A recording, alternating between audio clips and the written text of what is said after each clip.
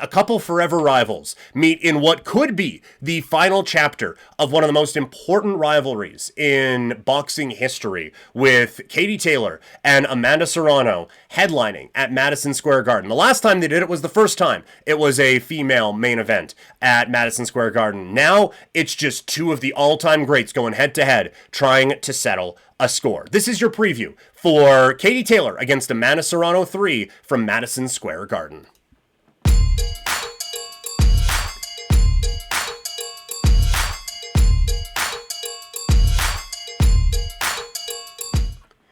It is an epic rivalry that has been very, very close, and it maybe comes to an end this weekend. Tonight, actually, as it is Katie Taylor against Amanda Serrano for boxing greatness, basically. There's unified titles on the line, yes, but there is a number one pound-for-pound ranking that is up for grabs as well, and maybe GOAT status also. So, no pressure going into this big bout at Madison Square Garden. So, let's break it down. You have Katie, the Bray Bomber Taylor, who is 39 years old, standing at 5'5", with a 66-inch reach out of the orthodox stance. Born in Bray, Ireland, she now trains in Connecticut with a record of 24-1, 6 wins by knockout, 18 requiring the judges' scorecards, including the last one, where she picked up a decision win over Amanda Serrano on the Mike Tyson-Jake Paul undercard in November of 2024 at AT&T Stadium. She has 2 wins over Amanda Serrano. Neither of them have been overly popular, as Serrano outlanded her in the last bout, I believe in both bouts, actually. She's 2-0 against Serrano, both by decision. She is 3-0 against fighters with the last name of Serrano, because she beat Amanda's sister Sydney back in 2018. Taylor had a 13-fight win streak snapped by Chantel Cameron, who she then avenged that loss against. Her last KO win was in 2019 against Rose Vellante in a unification bout at lightweight. She is the undisputed super lightweight champion, and with her opponent this evening is the first woman to headline a boxing card at Madison Square Garden. The challenger is Amanda, the real deal Serrano, 36 years old, at 5'5.5", with a 65-inch reach. She is a southpaw who now resides in Brooklyn, New York, after being born in Puerto Rico. She is 47-3-1 on the career, with 31 wins by knockout. There's also a no contest on the resume there. Her last fight was the unanimous decision loss against Taylor back in November of 2024. She has lost to Taylor twice. The loss in the first one ended a 28-fight winning streak. The loss in the second one ended a 6-fight win streak. She certainly brings more knockout power into the cage, or into the ring, with knockout wins in 7 different weight classes. She is the unified featherweight champion, holding multiple belts there, and has won the most titles in women's boxing history, with 7 divisions that she can claim a crown to. This is the rivalry of all rivalries in women's boxing, and has really put both fighters on the map to the point where they are headlining a show on Netflix coming up later on tonight. Part of it has been the action that they have. Part of it has been just how good these boxers are. They have put on 2 absolutely classic fights, and they are, I think, without a shadow of a doubt, the fighters of their generation. The issue is that part of the build for this is around the controversy. I've said it in the lead up to it. Not often do you lose twice to someone and get a trilogy fight out of it, especially immediately after the second one. But that's where we are at right now, because 62% of the media scored the second fight for Serrano, and both times you have both of for the first 2 fights. 2022 at Madison Square Garden, it's a Taylor split decision, with 2 judges seeing it 96-94 for Taylor and 1 seeing it 96-94 for Serrano.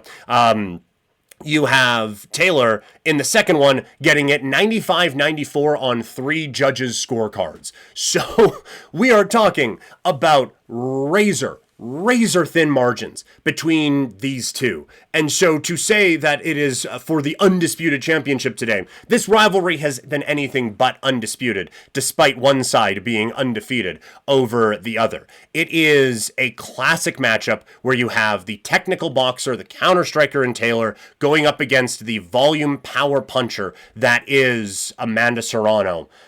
A lot of people are picking Serrano in this fight. A lot of people are saying this one will go to a decision, which I think that there is no reason to believe that it won't. I do think if you want a bit of a value play, just to take the under on that and say, yeah, you know what, at some point, these two who are both past the age of 35, one of their chins may fail at some point here, or a clash or whatever. Like we saw a pretty bloody fight in that second encounter. So if you want to take just the judges won't be required, I think there could be a little bit of value in that. A lot of people are picking Serrano because you can make a very compelling case that she won the first two fights. I do think there is a little bit of oversimplifying going on with that. A lot of people thought Serrano won the first two, as mentioned.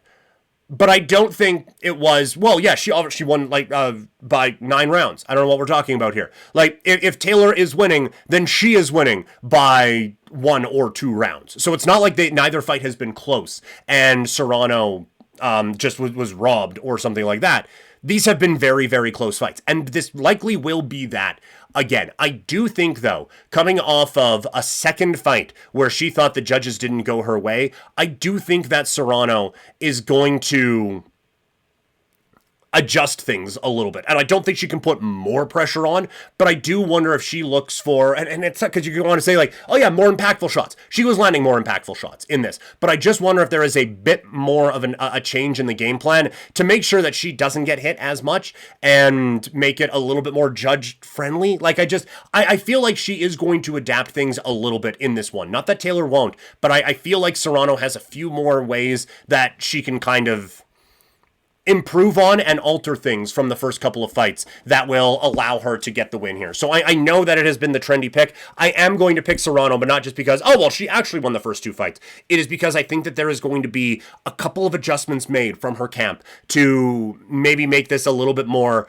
on the judge-friendly side to try to get a little bit more involved when it comes to winning these fights. And I also think that there was maybe a recognition that she started a little bit too late in the last one. And I think that's probably not going to be the case in this bout. So I am picking Serrano to win this one. If you want to go the conspiracy route, if Taylor wins this fight, it's done. If Serrano wins this fight, you can probably do one more. At least. Maybe even 2. So in terms of maybe hoping the cash cow can continue, I do wonder if maybe the judges have a bit of a lean on the Serrano side coming up tonight. But overall, there isn't a whole lot that separates these two. They are incredibly talented. They are incredibly tough. And they are incredibly evenly matched. And I think it's going to be a phenomenal bout coming up on Friday night. I just think Serrano has a bit of the edge going into this trilogy bout.